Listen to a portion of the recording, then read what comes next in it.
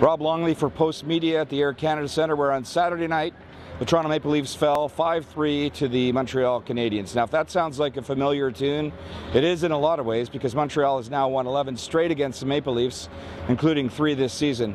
But I'm here to tell you it was a little bit different tonight. The rivalry, one of the great rivalries in the history of the NHL, in fact, is back in a big way. This was an intense game from start to finish. Montreal scored 2 goals in the first 4 minutes of the hockey game. Leafs battled back to tie it up with a couple power play goals in the first period as well. But the second period was where we really saw a lot of the intensity and the fight and the passion that has defined this rivalry over time. There was a couple of big scraps, Matt Martin and Freddie Gauthier in for the Leafs, and that really brought both benches and all the fans in the arena to their feet. We saw Zach Hyman either ran into or running Montreal goalie Carey Price, and that brought a lot of emotion into it as well.